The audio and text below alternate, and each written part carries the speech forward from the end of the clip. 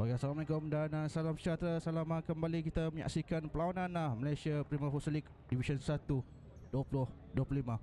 Abikan pertemuan di antara pasukan Johor, Darul Takzim dan juga Sabah. Untuk starting five pasukan JDT, mereka meletakkan Aiman Fikri Ramli selaku golero dan Awal Dimatnawi.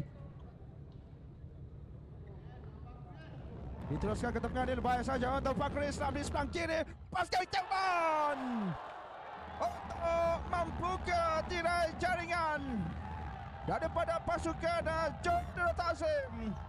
Fakri Islam dan mencatat nama selaku penjadi gol awal. Satu kualiti rempatan cukup tepat. Melihat sekali lagi bagaimana serangan di sebelah sana, rempatan kaki kiri untuk menempaskan Ikram Ibrahim buat kali yang pertama. 1-0 untuk JDT. Satu set up baik. What a shot daripada Abu Hanifah Hassan pula yang mencatat nama selaku penjadi gol kedua. Satu percubaan yang cukup baik yang dapat dihasilkan untuk jaringan tambahan. Dan lihat bagaimana di sebelah sana, adalah satu peluang yang dimiliki, sedikit saja sentuhan dan rempatan itu terus menempaskan Ikram Ibrahim buat kali yang kedua. Aiman Fikri. Itu dah tindakan yang agak baik juga pada gol pasukan Sabah. Rono.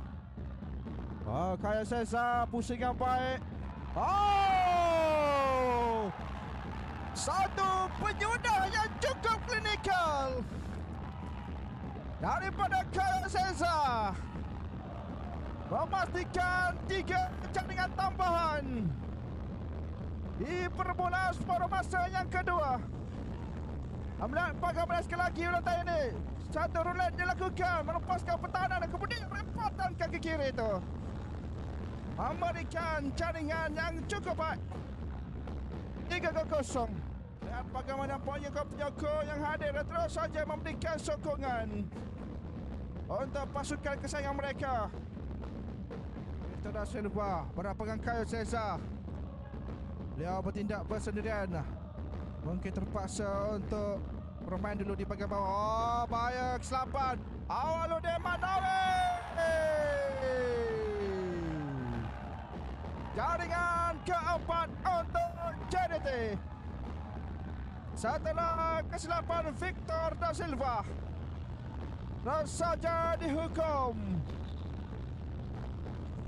Awaludin Manawi. Dan bagaimana satu sungkitan muda setelah pintu gol yang telah pun terbuka luas untuk Awaludin.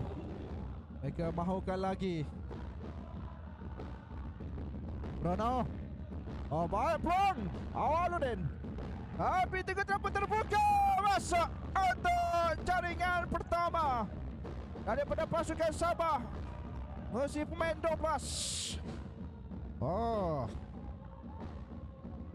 Banyak kesilapan juga untuk main pasukan JDT. Kita lihat sekali lagi bagaimana untuk jaringan pertama dari pasukan Sabah. Melihat bagaimana Hairudin ataupun Khairul yang melakukan jaringan terus.